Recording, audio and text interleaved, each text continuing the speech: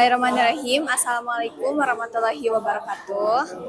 Selamat pagi teman-teman semua. Perkenalkan, nama saya Riana Raudatul Jannah. Saya merupakan mahasiswa kesehatan masyarakat dari Universitas Siliwangi. Di sini saya tidak sendiri, saya bersama dengan narasumber yang luar biasa pada pagi hari ini. Di sebelah kiri saya ada Bapak Dadan Kurniawan, SKM selaku Kepala Puskesmas Sariwangi. Kemudian di sebelah kanan saya ada siapa? Ibu Yanti Susanti, Mungkin jabatannya Bidang Koordinator Puskesmas Sariwangi. mungkin di sini saya ingin mewawancara sedikit terkait program kesehatan yang ada di Kecamatan Sariwangi serta masalah kesehatan yang ada di Kecamatan Sariwangi serta mungkin efektivitas program tersebut untuk keberhasilan penaikan dari derajat kesehatan di Kecamatan Sariwangi juga, mungkin seperti itu. Baik, tanpa berlama-lama lagi, saya langsung saja untuk pertanyaan pertama, mungkin baik itu untuk Bapak atau untuk Ibu. Bapak atau Ibu, program kesehatan yang ada di Kecamatan Sariwangi itu yang diselenggarakan oleh Puskesmas Kecamatan Sariwangi itu ada apa saja? Oh, ya terima kasih ya. Untuk kegiatan-kegiatan kesehatan di Puskesmas Sariwangi itu banyak, tapi kita bagi dua. Kegiatan di dalam gedung dan di luar gedung. Kita konsen di dua pemeriksaan, yaitu di pemeriksaan cek gula dan hipertensi. Karena kenapa? Karena memang hal tersebut yang mendasari gitu kan, baru penyakit tersebut saja. Pemerintah dalam hal ini telah mengeluarkan beban yang besar terkait masalah penyakit-penyakit yang memang bisa ditanggulangi. Contohnya kayak stroke, jantung, dan DM atau diabetes mellitus tersebut. Ya, karena itu penyakit yang bisa dicegah dengan pola pengolahan pola hidup PHBS ya, pola hidup bersih dan sehat. Jadi nanti kita lihat dulu, kita petakan ya. Kita petakan berapa masyarakat yang terindikasi hipertensi dan berapa masyarakat yang terindikasi DM. Supaya apa? Supaya kita tahu nanti ke depannya mau seperti apa. Terus mungkin dari hasil CKG ini kita petakan permasalahan-permasalahan kesehatan yang ada di Kecamatan Sariwangi khususnya. Ya. Dan pengendaliannya itu ada di Posyandu ILP. Ya, mungkin ada tahu terkait masalah Posyandu ILP itu ada Posyandu yang memang melaksanakan pelayanan semua siklus usia atau siklus umur, mulai dia dari bayi, balita, anak, remaja, usia produktif sampai lansia. Jadi di sana ada. Alhamdulillah di kita sudah ada 16 Posyandu ILP dari 41 Posyandu. Itu untuk pengendalian dari hasil screening dari CKG tersebut. Mungkin Bapak yang selanjutnya, karena mungkin tadi ada beberapa program ya Pak, pastinya mungkin ada masalah kesehatan juga yang berada di daerah Kecamatan Sariwangi ini. Nah, untuk masalah kesehatan yang paling utama atau yang sedang jadi prioritas nih untuk untuk dilakukan program dari kecamatan, mungkin dari puskesmas khususnya, itu ada masalah kesehatan apa? Kalau dilihat dari data yang kita dapatkan dari pasien yang datang ke puskesmas, dari 10 besar penyakit itu yang paling tinggi itu dari ispa, gastritis, dan mungkin hipertensi juga masuk. Mungkin upaya-upaya itu tadi, ketika kita menjaring penyakit-penyakit yang kita temui dalam pemeriksaan kesehatan gratis, yang paling utamanya itu adalah setelah dijaring tersebut, upaya apa yang dilakukan ketika telah terjaring. Karena kenapa? Karena di sana kita mengendalikan suatu penyakit yang memang bisa dicegah. Hipertensi itu bisa dicegah ketika dia hipertensi, tapi ketika dia bisa merubah pola hidupnya, ya, itu insya Allah mungkin bisa dengan upaya tersebut bisa ditekan angka hipertensi. Untuk DM juga sama, atau gula. Itu ketika pola hidupnya tidak bisa terkontrol, itu kemungkinan itu komplikasi-komplikasi yang dikepan dari DM tersebut bisa bisa tidak terkendali juga. Jadi intinya adalah penyakit yang tadi mungkin disebutkan terkait masalah ISPA itu kemungkinan besar itu dari pola hidup juga. Karena kenapa? Mungkin karena suatu karena kebersihan. Salah satunya mungkin sana. Yang keduanya pola hidup. Mungkin yang untuk selanjutnya pastinya di suatu wilayah itu pasti adanya masalah kesehatan ya, baik itu penyakit menular ataupun penyakit tidak menular. Nah, Bapak di sini untuk di Kecamatan Sariwangi tersendiri dari puskesmasnya apa sih Pak upaya penanganan atau program yang diperuntukkan untuk penyakit menular ataupun penyakit tidak menular? Oke, terima kasih untuk penyakit penular. Mungkin kita ambil contoh ya seperti P2TB baru. Di sana kita kolaborasi program. Mungkin yang pertama program TB, program Kesling, program Promkes,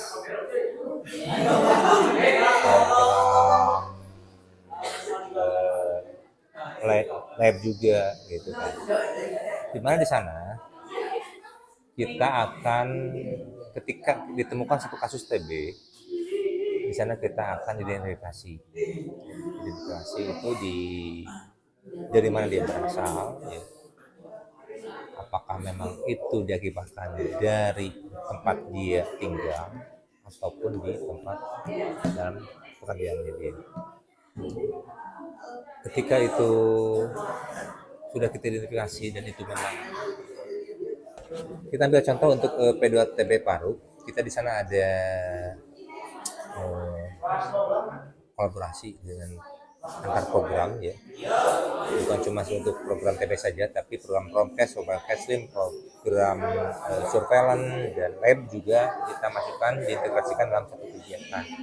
Karena di sana kita harus melihat dasar dari TB itu, dasar permasalahan itu dari apa? Apakah itu memang dari lingkungan sekitar, atau rumah atau lingkungan sekitarnya, ataupun dari lingkungan kerja? Kita tidak tahu. Nah, ini berfungsilah surveillance di sana.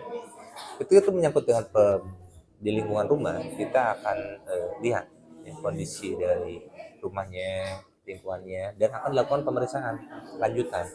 Ke siapa? Kita upayakan dengan metode obat nyamuk, pembakaran obat nyamuk, tapi pembakarannya itu bukan dari luar tapi dari dalam. Dari dalam itu dimulai dari tingkat keluarganya. Jadi kita periksa dulu yang terdekat yaitu keluarganya. Ya. Setelah itu di lingkungan sekitarnya ya. Dan terus mengembang. Nah itu. Dan kita petakan juga ketika ada ke suatu TB, kita petakan di setiap kewilayahan dan kita kasih tanda, dan ketika kita temukan misalkan contoh di kampung A, di sana lebih dari sekian orang yang menderita TB. Berarti kita harus concern dan memang ada upaya ya, bukan dari kita juga, tapi kita juga lintas sektor dengan desa ataupun yang terkait ya, terkait masa penuntasan kasus TB tersebut. Itu untuk upaya penyakit yang menularnya. Itu kita ambil satu kasus saja. Untuk upaya PTM ya, atau penyakit tidak menular, kita kan sudah lakukan itu adanya kegiatan CKG, prosen WLP dan Prolanis. Yes. Ya. Jadi semuanya sudah tergambarkan dan sudah berjalan sebenarnya ya. Mungkin nanti kita ada penguatan lagi di prosen WLP sebenarnya. Mungkin prosen WLP itu adalah tadi yang seperti saya bilang, itu adalah tindak lanjut dari hasil CKG. Kita concern dulu di dua penyakit itu dulu, di dua hipertensi sama DM dulu, di sana dulu, karena beban pemerintah untuk dua penyakit, resiko akibat penyakit tersebut itu sangat berat gitu kalau kita lihat. Mungkin itu saja untuk yang penyakit tidak menular. Kalau terlalu jauh mungkin terlalu lama. Saya kalau jabarkan lebih detail sih sebenarnya terlalu lama. Oke, berarti mungkin untuk untuk penyakit tidak menularnya itu lebih fokus di hipertensi mungkin ya Kak sama diabetes penyakit tidak menularnya. Oh enggak, sebenarnya banyak, Oh banyak iya, sebenarnya banyak. iya. Tapi kita lebih concern dulu dalam Iya artian concern itu dulu. itu contoh, itu percontohan aja. Oh Mencontohkan itu lebih ke arah kedua hal tersebut saja, Iya. karena sehubungan dengan adanya kegiatan pemeriksaan kesehatan gratis, Oh, iya. ya seperti itu. Dalam artian yang lainnya sama iya, kita layani, tapi nggak dalam hal ini saya cuma mencontohkan di dua Iya. penyakit tersebut. Gitu, seperti itu. Oke, mungkin yang gak kalah pentingnya nih Bu atau Pak, kan kita juga pasti memperhatikan terkait kesehatan ibu hamil, kemudian persalinannya, pasca persalinannya, dan serta mungkin kalau ibu hamil tuh terkait banget ya Bu sama dengan anak-anak gitu ya. Nah untuk program tersendirinya itu apa saja sih Bu? Dari mulai kayak persalinan untuk kesehatan ibunya, pasca persalinan, serta untuk anak-anak tersendiri. Ya. Terima kasih atas pertanyaannya. Kalau untuk Puskesmas Sariwangi, terutama kesehatan ibu dan anak, memang ada program sama dengan program yang lainnya, yaitu pemeriksaan di dalam gedung dan di luar gedung. Kalau di dalam gedung itu ada ANC, Antenatal Care, di mana kami Puskesmas Sariwangi ada KIA, itu melayaninya setiap jam kerja ada, kecuali kalau libur itu ya. Di sana ada pemeriksaan kesehatan yang meliputi 14 standar, yaitu 14 T. Jadi ada timbang tinggi badan, timbang berat badan, pengukuran lila, pengukuran tinggi pundus uteri, kemudian denyut jantung, ada laboratorium, ada screening jiwa, ada temu wicara, dan ada tata laksana. Alhamdulillah sudah ada terlaksana. Kemudian kalau untuk intranatal yaitu persalinan, alhamdulillah kebetulan Puskesmas Sariwangi merupakan puskesmas Poned, jadi kami menyediakan persalinan 24 jam. Apalagi bagi ibu hamil yang memiliki BPJS bisa melakukan persalinan di puskesmas. BPJS sudah ditanggung, dan yang tidak PBS pun kita boleh di Sariwangi gitu ya. Kemudian untuk prenatal care itu pasca persalinan juga ada pemeriksaannya juga. Biasanya ibu yang bersalin itu dilakukan pemeriksaan pasca bersalin juga gitu. Itu yang di dalam gedung. Jadi sudah mencakup ada pemeriksaan lab dan lain sebagainya. Kalau untuk luar gedung sendiri ada beberapa program yang kami lakukan. Salah satunya ada pemeriksaan kelas ibu hamil, kelas ibu balita. Kemudian ada kunjungan ibu hamil resti, kunjungan bayi resti gitu. Itu sih yang kita lakukan, dan masih banyak program-program lain yang alhamdulillah untuk Sariwangi sendiri dari tahun 2024 sampai sekarang tidak ada kematian ibu, dan kami mohon dukungan juga dari semuanya. Mudah-mudahan tidak ada kematian ibu dan tidak ada kematian bayi. Itu kalau untuk Sariwangi. Tadi Bu untuk terkait bayi dan pastinya untuk berhubungan sekali dengan masalah anak-anak ya Bu. Nah untuk di Indonesia sendiri kan terjadi kemarin tuh apa ya seperti kenaikan angka stunting gitu kan Bu. Nah untuk di Kecamatan Sariwangi tersendiri itu apakah ada program yang memang untuk menyasar masalah stunting atau enggak? Ya, kalau untuk Puskesmas Sariwangi sendiri untuk program pencegahan stunting kita mengacu pada program A, B, C, D, E gitu ya. A-nya itu adalah aktif meminum tablet tambah darah. Kalau untuk tablet tambah darah ini bukan untuk ditujukan ibu hamil saja, tapi kita menginginkan 1000 HPK. Jadi remajanya pun disiapkan. Salah satunya ini kita kan lagi melakukan PKG ya, CKG di sekolah-sekolah, dan kami berikan juga tablet tambah darah buat remaja putri gitu. Terutama jadi ada berkesinambungan yang kita lakukan untuk pemberian tablet tambah darah, sehingga kita harapkan ketika remajanya sudah tidak anemi, maka ketika dia nanti nikah hamil tidak akan sudah tidak anemi. Kemudian kalau untuk ibu hamil sendiri kita wajibkan ya. Kalau dulu mungkin 90 tablet, kalau sekarang tidak, seluruhnya harus minum, dan sekarang pemerintah telah menggulirkan program terbaru ada MMS. Mikronutrien suplemen, jadi itu kita berikan di trimester pertama sebanyak 180 tablet sudah kita lakukan juga di Puskesmas Sariwangi. Kemudian program yang kedua yaitu Bumil periksa hamil secara rutin.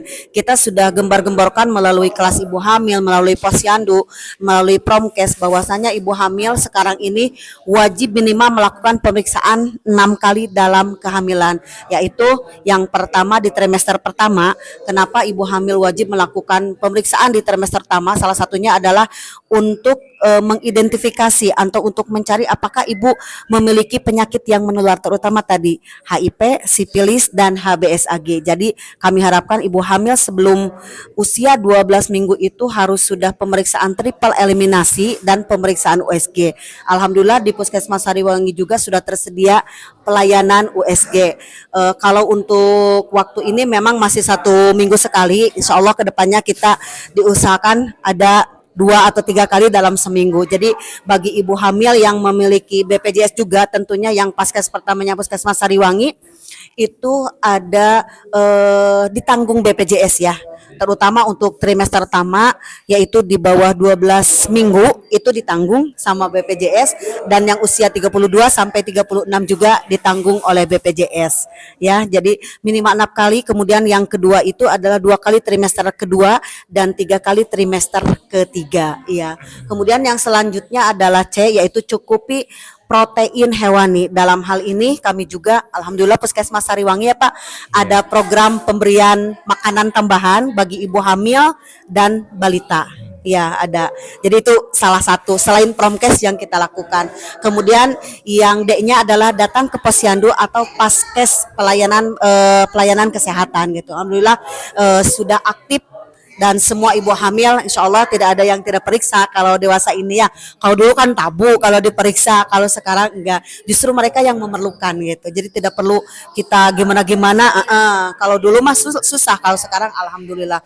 Kemudian yang selanjutnya adalah E, yaitu eksklusif. Artinya memberikan ASI eksklusif selama 6 bulan. Ini pun kita lakukan dengan pemantauan tentunya di posyandu dan adanya promosi kesehatan juga di kelas ibu balita, sehingga nanti kita harapkan ibu-ibu yang menyusui itu kalau dulu kan gengsi ya, gengsi. Kalau sekarang kebalikannya, justru kalau tidak memberikan ASI itu sesuatu yang gengsi. Justru kalau memberikan formula itu tabu mahal gitu. Kalau dulu kan gengsi ya, kalau dikasih susu formula itu sesuatu dianggapnya orang kaya. Kalau sekarang pergeseran nilai itu tugas kami. Itu mungkin untuk Puskesmas Sariwangi tetap mengacu pada A, B, C, D, dan E, dan memang sudah kita lakukan. Mudah-mudahan angka stunting di Sariwangi mengalami penurunan ya. Dan menambahkan juga ya terkait masalah stunting tersebut. Kalau tadi kan yang dilakukan sama Ibu Bitfor itu lebih ke arah ke memang upaya-upaya secara internal dari sasaran dan upaya yang kita lakukan. Memang untuk stunting tersebut ada dua intervensi ya yang diberikan, itu intervensi spesifik dan intervensi non spesifik.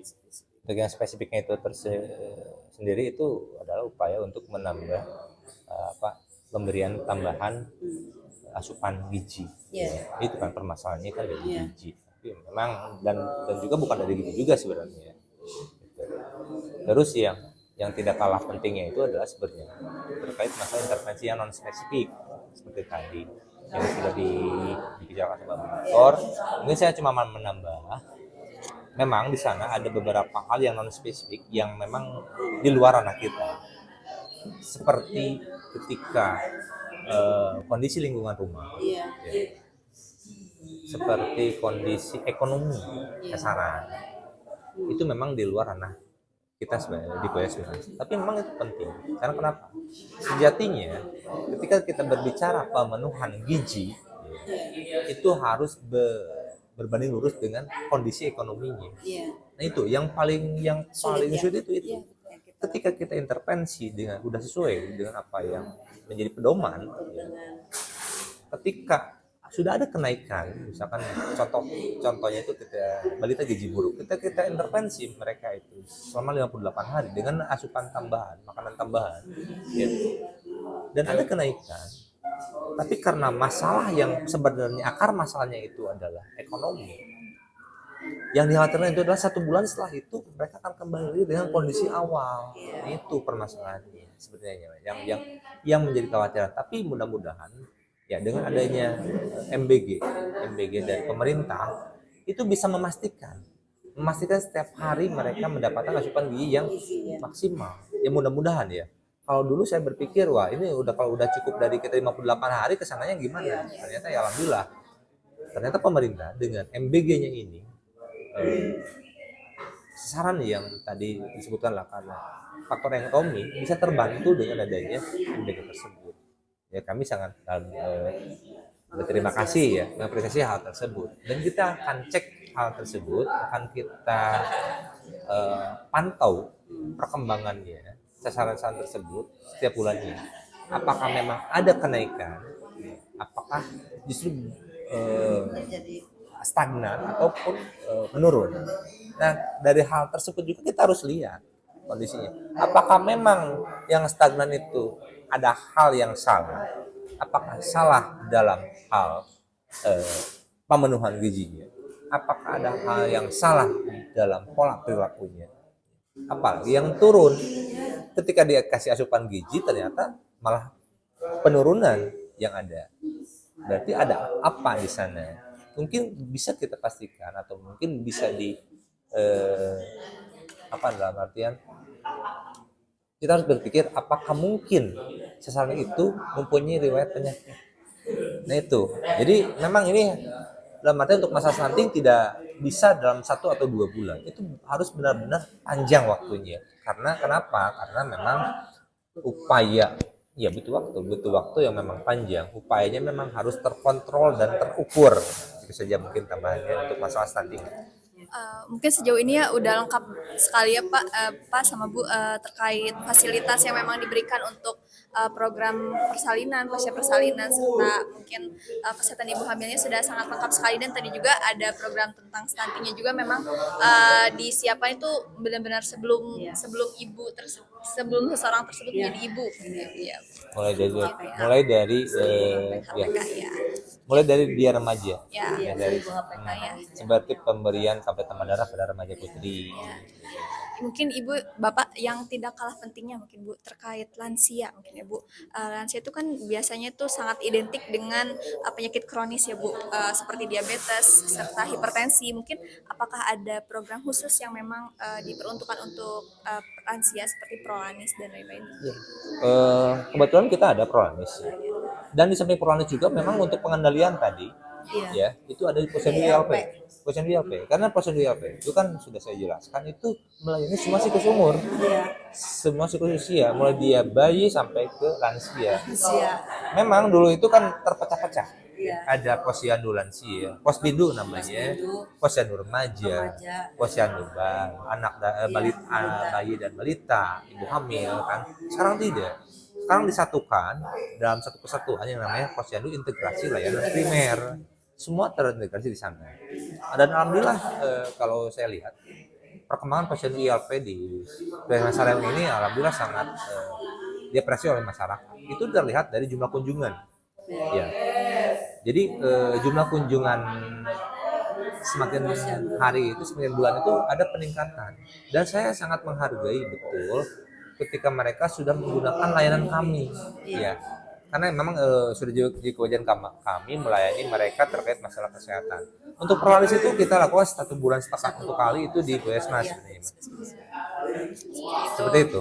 Mungkin Bapak setelah banyaknya program-program yang dijabarkan tadi mungkin ya seperti program pasca persalinan seperti dan untuk Prolanis serta stunting ini, nah apakah didukung dengan fasilitas yang memadai atau memang masih kurang nih Bu? Oke, untuk fasilitas mungkin kalau kita ke lapangan apalagi yang terkait masalah posyandu yang menjadi masalah itu bukan karena alat tapi tempat. Karena kenapa? Memang masih banyak posyandu yang numpang dengan rumah adat atau mungkin di masyarakat di madrasah gitu seperti itu. Jadi masih banyak posyandu yang belum mandiri seperti itu. Itu menjadi masalah. Kalau untuk peralatan itu udah mencukupi lah ya. Untuk kadar juga alhamdulillah sudah terpenuhi. Sesuai dengan standar kita. Sudah sesuai dengan standarnya. Oke, mungkin setiap program itu pastinya punya tantangan ya Bu. maupun itu tantangan dari sumber dayanya mungkin ataupun dari orang-orangnya. Nah, Ibu, mungkin untuk tantangan yang lumayan nih untuk harus dihadapi sama Puskesmas Sariwangi Oke. tersendiri itu Iya. apa? Tantangan terbesar saya itu cuma satu. Kalau kita berbicara orang sakit, itu cukup dengan kita obati beres.